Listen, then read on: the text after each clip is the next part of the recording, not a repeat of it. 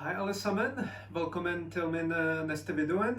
Som lovet, denne videoen skal være om matcha. Jeg skal vise dere hvordan kan dere lage matcha hjem. Denne videoen er en kortere formen. Om dere ønsker å finne ut mer om helsefordeler, litt om historien, dere kan se på litt lengre videoen som jeg skal dele med dere litt senere. Sånn, jeg skal fortsette i engelsk fordi det er litt enklere for meg, og så jeg ønsker at mange som mulig kan forstå. Sånn, jeg håper det blir gøy, og takk for meg. So, hi everybody, welcome. As promised, this video is going to be about matcha preparation, so I'm going to show you how to prepare matcha. So I hope it will be fun and welcome. I'm going to show you now how you can prepare matcha at home. This way of preparation I'm going to use now is its traditional ceremonial way called Chano-yu in Japan, and it's slightly simplified version.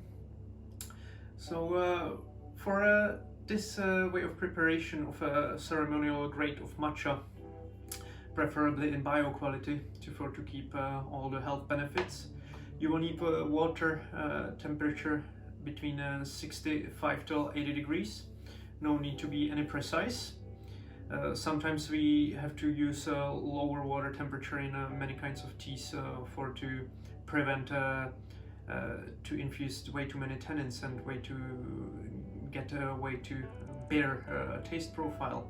This is not the case in matcha. We are keeping the temperature lower so we can drink the tea fast, and it's pleasant to drink immediately after we prepare it, because we will get this amazing foam.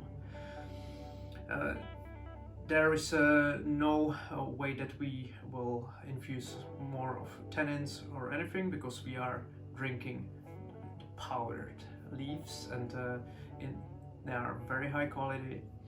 There is no bitterness. Its taste profile is very sweet and pleasant.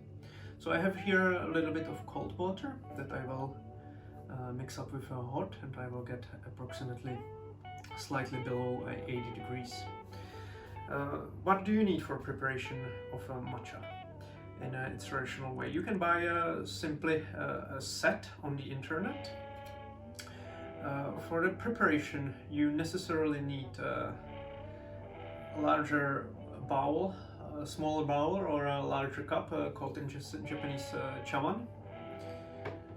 You need a bamboo whisk, in Japanese called chasen, possibly with stand, and it's a bamboo spoon called chasaku.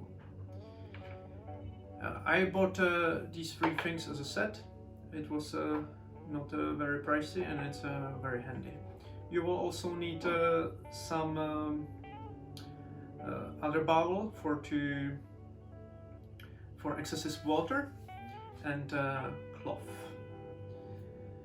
I have this cloth just for matcha preparation. You can also reserve one, or use just clean dry cloth. So I cool down the water. How you recognize that you have between 70 to 80 degrees is that you put the hand on the pot, and it feels warm. It doesn't feel very hot. You can pleasantly normally keep the hand on it. When it feels like warm, it is about 70 degrees. When it feels already hot, but you still can keep the hand there, it's 80, approximately 80. When you are not able to, it's approximately 90 degrees. I pour the water inside the chawan. It has two purposes. We warm up the bowl, and we also wetten our whisk. The whisk gets a little bit more of flexibility for the whisking.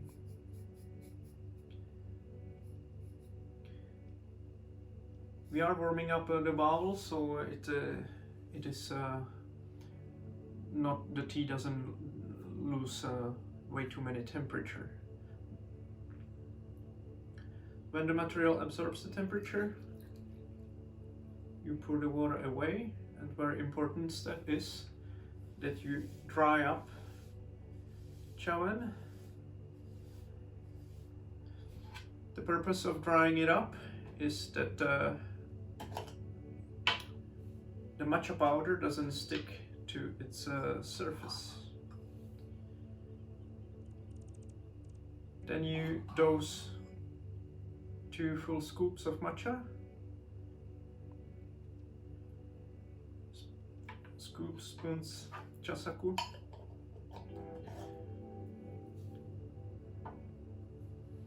This amount gives about half a gram, and it's standard. Then you pour the water over matcha, approximately up to half, so you don't spill too much water while you whisk matcha. First you stir it a little bit from the bottom into the water and start the whisking process.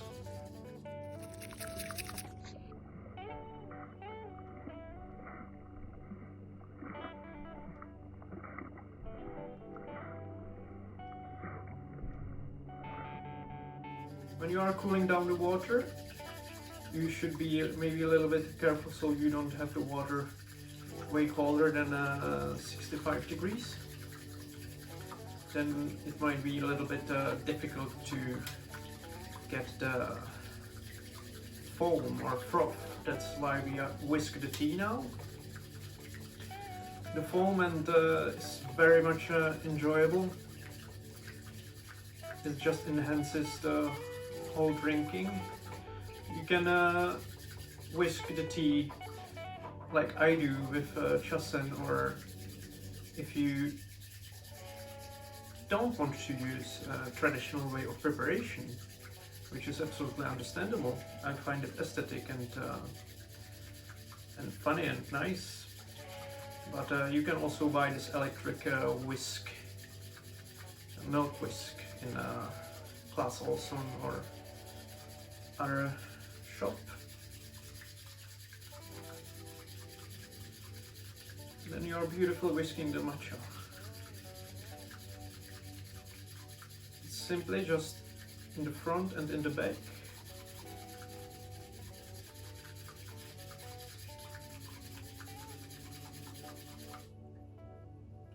When you finish, you just stir through and remove the large bubbles, and you get this wonderful foam.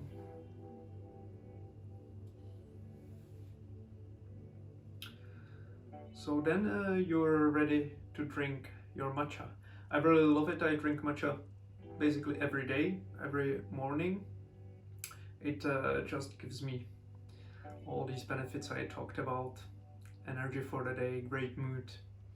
There is no energetical rush from the beginning for those that are sensitive for caffeine, and as I said, no energetical crash on the end, and it's super healthy. Elixir of life.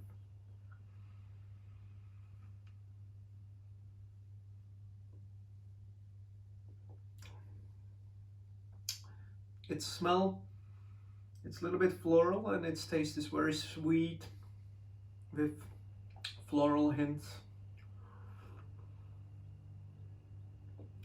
There is no bitterness whatsoever. It's very tasty. There is this umami taste. It's a Japanese taste that has been recognized by scientists, approved as one of our tastes. It means in English savory, and it means tasty. You can find it in glutamates. The glutamates are creating this umami taste, so it's tasty. For beginners, it might be very surprising taste because it has these grassy tones, and maybe its very green color can be kind of scary, but it's about to not creating any prejudice and drink it with an open mind, and then you find out that this is actually really good. I love to drink it, I really do.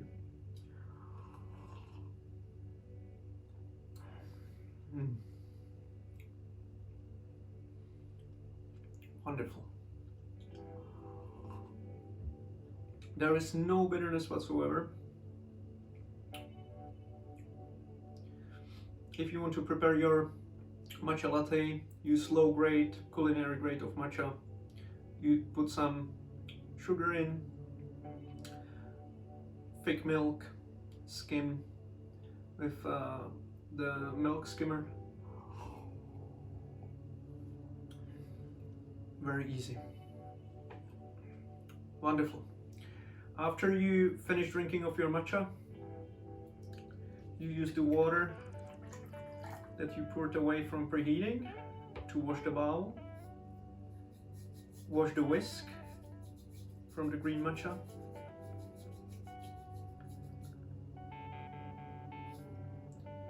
Pour into the sink or away. And you're ready